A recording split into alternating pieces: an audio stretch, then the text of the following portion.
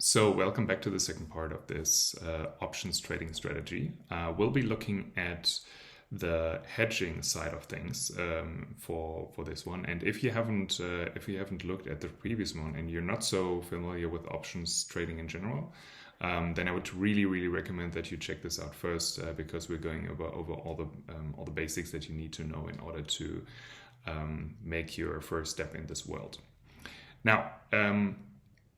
I also hinted in this video, or in the previous video, I hinted at the fact that you might be that your trade actually might be going negative, right? So technically you have unlimited downside exposure. The platform is obviously not going to let you go into negative values for your equity. But you also want to avoid that you're getting liquidated, right? And it's actually fairly simple to do, and that's what we're going to be looking at right now. What you see here is are my two positions, and as you will happily notice, is that I'm actually well into the positives here. So under normal circumstances, I wouldn't hedge this position, okay? So I wanted to have a different outcome actually, but unfortunately, price hasn't moved as much as I thought. I think ETH is standing at around 1600 right now, so pretty much in the middle of these two. So and it's expiring tomorrow morning, if I'm not mistaken. Yeah, I think so. Yeah, well, in 2 days actually, and that just means that. I really don't think that we're going to have so much movement for either of these bands hit. Okay. Now, this is also not necessarily what you want when you're thinking about hedging, because if you're expecting that the price is going to stay within these bands, then you probably don't want to go into a hedge. And this is because every hedge comes at a cost, and we're going to get into that a little bit more in a few minutes. But you want to actually be strategic about when you want to set your hedge, okay? So practically what you want is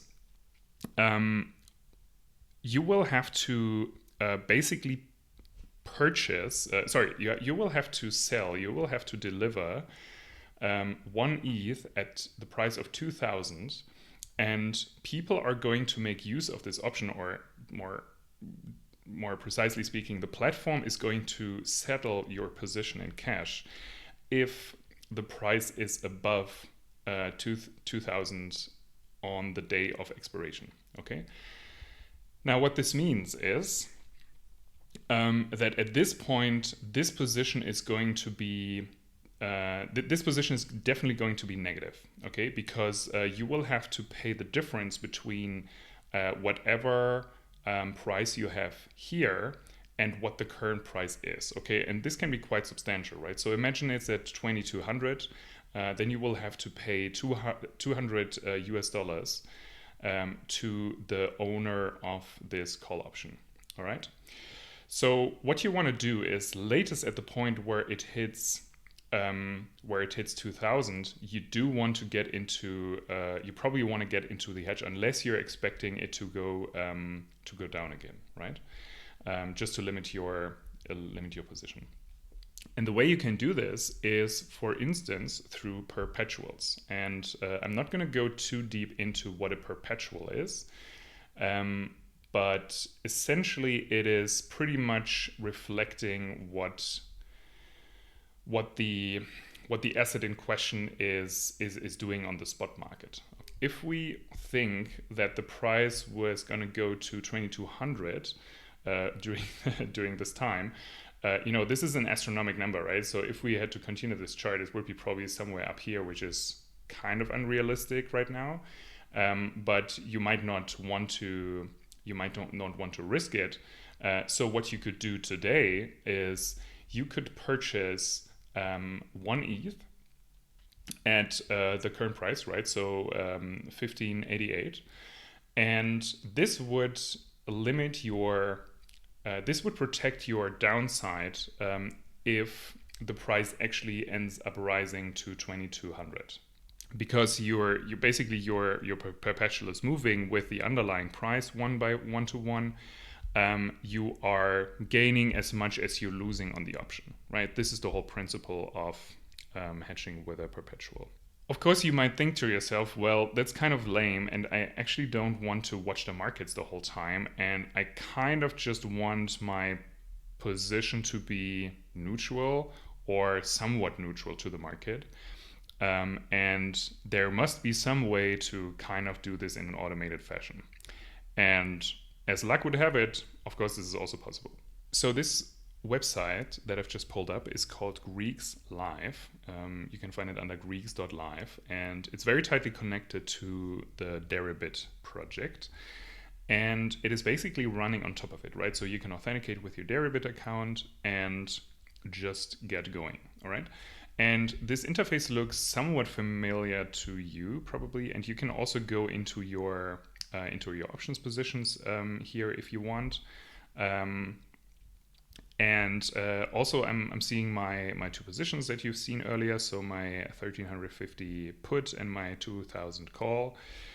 And what you're also gonna see is something up here. So basically you're seeing your total delta. Okay, so I have a total delta, as I said earlier, of 0.08.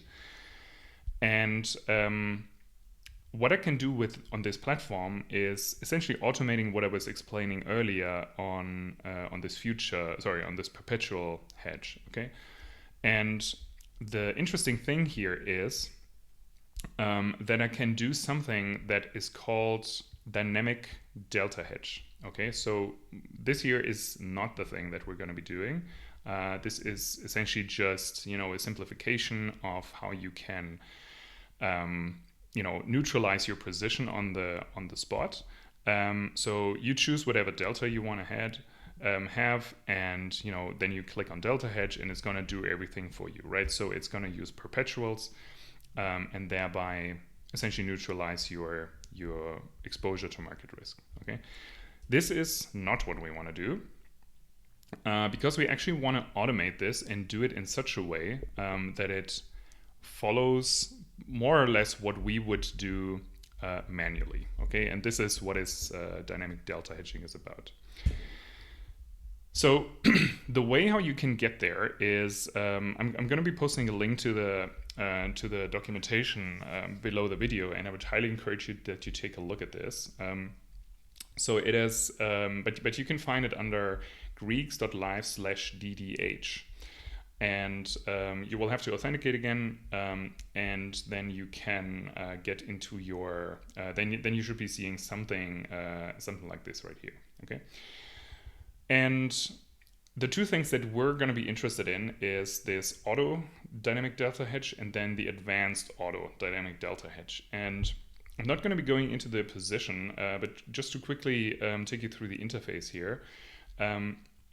What you can do is, again, you can set yourself a target delta, and you can also set yourself a threshold, right? And this is really alluding to what I was saying earlier, right? So right now we have a delta of 0.08, which is not that much, at least for the sake of this demo. And we don't actually want this hedge to be executed every time there is a change in delta, right? Because it would be extremely expensive, and maybe I'm fine with having a little bit of a bullish position or so, right? And for this purpose, you really want to define a threshold at which point this hedge is actually getting executed, right? And this is just one level more advanced than what we had on the previous interface. And you can take this to a little bit more extreme and basically define, well, first of all, with what instruments you're going in. Again, you can define your delta target, but for the positive and the negative, you can actually define custom thresholds and also hedging ratios, right? So if you're not familiar with these terms, I would highly encourage that you do a little bit of research on these terms before you getting in, or you're using the amount that you can that you can sacrifice. I would go with the first option, to be honest, because you're gonna do your research afterwards anyway. But of course, it's entirely up to you, right? And so then all you really have to do is you define your thresholds and you hit submit, and it is going to trade everything for you automatically, okay?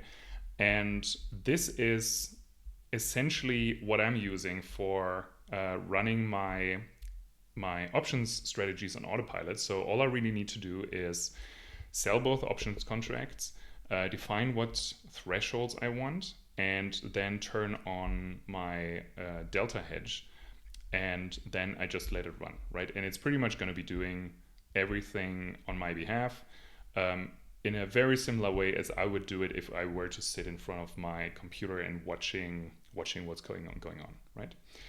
And that's the whole strategy. So we've looked at selling these options on Deribit. We went into manual hedging. We went into automated hedging. And this is pretty much what I'm doing most of the time. So I'm doing the hedging part in a slightly different way because I'm also taking the time component into consideration. So essentially what I don't want is on my first day when there is some kind of spike, or rather towards the beginning of the duration of the trade, I don't want a full hedge, right? And you can do it differently, but essentially what is gonna happen when there is a lot of volatility, essentially these automated systems are going in and out of the trade the whole time. Yeah, every time there is going to be a cost, and it's not that this happens like 5 times a day, but still you can think about, well, is this really what I want, right? So do I want to always limit my exposure by that much, or do I simply do I just want to make sure that once I'm approaching the end of the term that I'm actually secured, right? Yeah, so but other than that, this is pretty much it, right? And the way I do this on a weekly basis is, or on the regular, is once per week I'm entering a position. I'm mostly trading these 7-day positions, and well, then I turn on my hedging script, but you can also do it on Greece, as I was showing you. And then you just let it run, right? And of course, like, I'm constantly watching the markets anyway, right? Because I'm interested in what's going on with Ethereum prices. And so when things are getting crazy, then I look at my portfolio, and one side is deep into the reds. But the good thing is that this side is then secured through my hedging, and this is pretty much what you wanna be in, right? And so I said previously that this strategy has been extremely profitable, and I mean, given the amount of risk that is involved, even more so.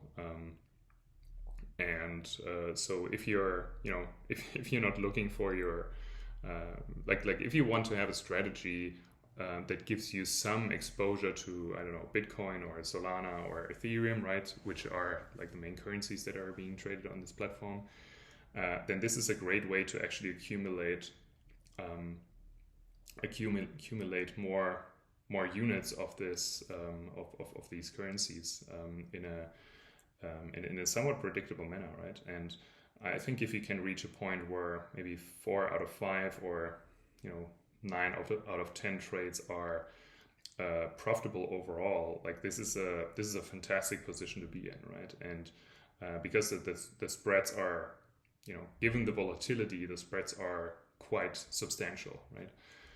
And what I would just do is, start slowly, start with the smallest amount possible, right? So I think if you put in maybe around 0.25 ETH or so, I think that should be sufficient to get going.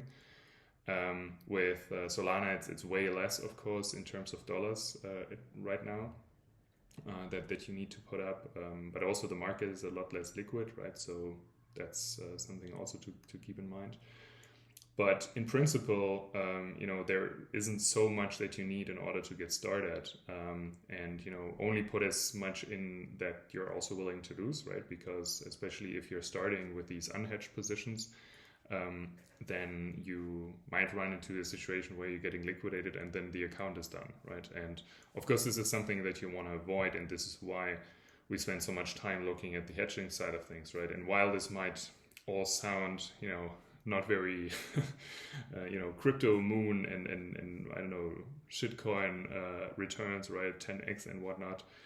Again, if you want to have exposure to these tokens and you don't want to actively trade it, or you want to have some strategy that you're essentially just turning on once per week and then let run, this is a great way to this is a great strategy to add to your portfolio strategies, and as you do it more often, you will grow more accustomed to it, right? So you will know what to expect, you will know how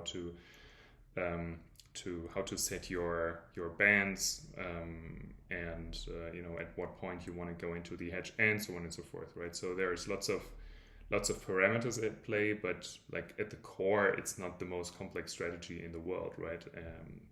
Also in terms of execution, right? And I think this is what makes it also quite attractive. Now, of course, as always, keep your greed in check, right? So I'm also saying this to myself right now, because you just need to have like a certain set of rules that you're basically following, right? And once you see that the rules aren't really working out for you, at that point you think about, well, how am I going to adjust it, right? And I think the most dangerous mistake, or the most likely mistake people would make, is that you are setting your bands too narrow, right? And of course, the closer you're getting to the current spot price of your option, the more likely it is, the spot price of your underlying, the more likely it is that you're actually going to reach these levels, right, in either direction. So of course, people are going to be willing to pay a lot more for this. But at the same time, it also means that the likelihood rises of this event actually happening and you having to hedge your position out of it, right? So this is just one thing to definitely keep in mind, and to basically control, right, through a set of rules, rather than spontaneous decisions to I kind of want to have this much more on it, right, because it's gonna make me all that much richer. Well, that's not exactly how this works, right? It's still all based on supply and demand, and essentially statistical distributions, and all of this is priced in, right? And so the reason why the strategy is still profitable is because the market isn't perfectly transparent, and isn't perfectly rational, and not everything is perfectly priced in, right? So there is a lot to be made, but there is a limit to how much you can gamble this whole, the basic market dynamics, right? And if you're fine with say 60-70% or so per year, you will see this quite quickly where you're going to end up if things were going to continue for with your set parameters, right? And personally, I'd rather have a slightly less stressful portfolio, for this particular strategy, than having to worry about, well, it's been going in and out of a hedge 5 times now, and basically the position is negative again, right? And now I kind of have to tweak on some parameters, because again, this is just a lot of time, and it's mind space consumed, and you need to make sure that also everything has been executed properly, and so on and so forth. And again, this is just my personal take at it, but I'm sure you're gonna develop your own strategies here, and also your own risk profile, and so forth. And I'm really hoping that this was helpful to you. Let me know in the comments if you've got any more questions, or if you have any additions, anything you would like to share. I'd be happy happy to get back and continue the conversation with you. And yeah, good luck and enjoy the ride.